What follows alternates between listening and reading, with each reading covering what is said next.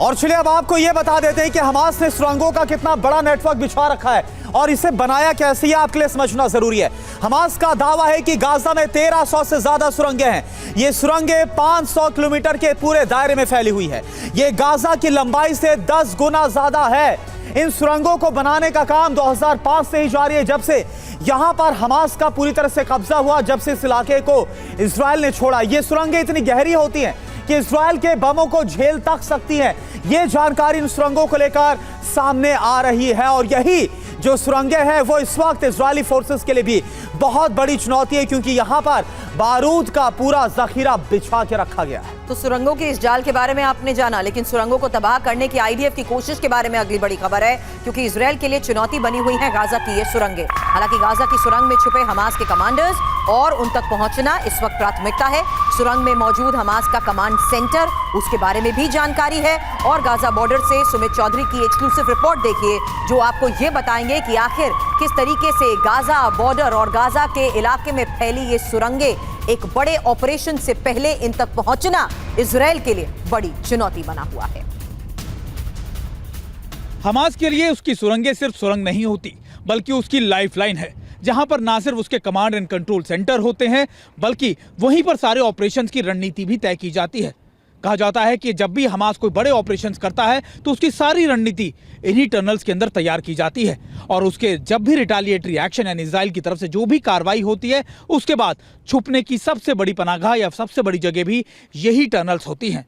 माना जाता है कि ये टनल्स करीबन कुछ छोटी मोटी या फिर कोई 1-2 किलोमीटर की नहीं, बल्कि काफ़ी लंबी होती है, और इन नेटवर्क्स को कई सालों में या फिर लंबे दशकों के बाद हमास ने तैयार किया है। और ये सुरंगें या फिर ये टनल करीबन ज़मीन की सतह से करीबन 30 फीट की निचाई पर या फिर नीचे होती हैं, जिन पर किसी भी रॉकेट का या फिर किसी भी मिसाइल का कोई असर नहीं होता। इसलिए इजराइल लगातार कई बड़ी एयर स्ट्राइक्स कर रहा है, लेकिन टनल्स पर अब तक कोई बड़ी कार्रवाई नहीं कर पाया है। माना जाता है कि ये टनल जो है वो एक घर से दूसरे घर तक यानी 2-3 किलोमीटर के एरिया के अंदर जाकर खुलती है, और इसी के अंदर हमास के बड़े कमांडर्स शरण भी लेते हैं, जिसमें उनके सोने उठने बैठने यहाँ तक कि उनके पूरे कमांड कंट्रोल सेंटर भी बने होते हैं। हमास ने ऐसे टनल्स बनाए हैं जो दुनिया के लिए कोई अभेद किले जैसा है, जिसमें दुनिया की बड़ी बड़ी सेनाओं की तरफ से कोई कार्रवाई या कोई जानकारियाँ उनको मौजूद नहीं है।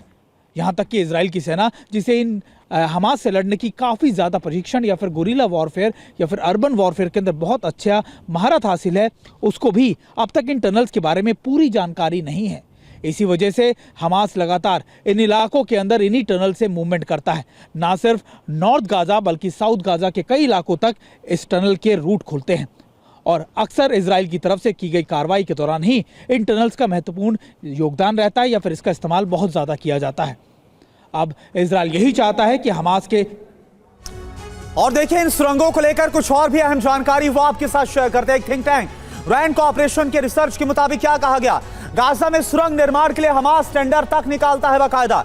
एक सुरंग के निर्माण में 83 लाख रुपए का पूरा खर्चा आता है। मस्जिदों और सार्वजनिक जगहों पर सुरंग के लिए चंदा इकट्ठा किया जाता है। 900 कर्मचारी 3 महीने लगातार काम करते हैं और तब जाकर एक सुरंग बन पाती है। ईरान और उत्तर कोरिया के इंजीनियर्स सुरंग बनाने में हमास की मदद करते हैं। 2018 में हमास चीफ इस्माइल हानियह ने दावा किया था कि गाजा में वियतनाम युद्ध में बनाई गई सुरंगों के मुकाबले दोगुनी सुरंगें हैं, यानी सुरंगों के इस नेटवर्क को तोड़ना आसान नहीं होगा। और देखिए ऐसा भी नहीं है कि इन सुरंगों के बारे में इजरायली डिफेंस फोर्स को कोई जानकारी नहीं है।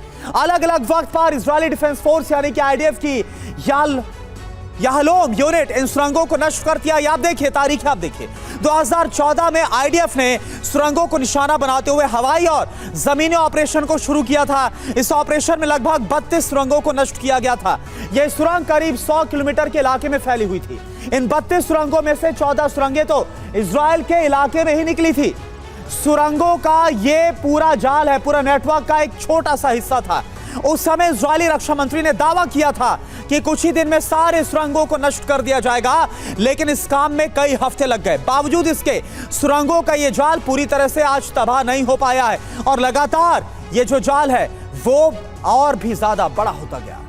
राजन कोचर सर, अब ये स्ट्रैटेजी तो जाहिर सी बात है वक्त के लिहाज से इसलिए इसमें देरी आ रही है क्योंकि बंधक भी इन्हीं सुरंगों में है, लेकिन इन सुरंगों तक पहुंचने के बाद क्या कर पाएंगे? पहली बात तो क्या पहुंच पाएंगे, और अगर पहुंच भी जाते हैं तो उस पूरे कमांड सेंटर और उसका सामना कैसे होगा? देखिए, मैं आपकी नज़र वियतनाम वॉर की ले जाता हूँ।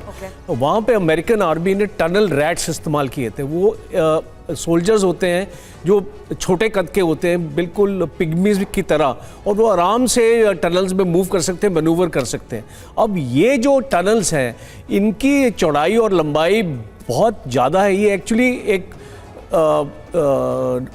अंडरग्राउंड कैरेज वे की तरह है, और इनमें कंक्रीट और स्टील इस्तेमाल किया गया है, बहुत मजबूत बनाए गए हैं, और एयर कंडीशनिंग कर रखी है। होते हुए ही सर, इस बारे में Ghosh sir please add on करिए, इस बारे में वाकिफ होते हुए ही कि ये सुरंगें आखिर कैसी हैं, कितनी संकरी हैं, साइरट मटकल कह लीजिए, जितनी भी एलीट फोर्सेस हैं, और 2014 तक तो ये यहाँ पर पहुंच के ऑपरेशंस को अंजाम भी दे चुकी हैं इजराइल की फोर्सेस। आज के हालात को देखते हुए क्या फैसले संभव है?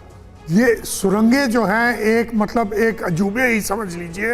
हाँ। ये बनाए गए हैं, सबसे पहले तो ये स्मगलिंग के लिए इस्तेमाल करते थे मिस्र के साथ।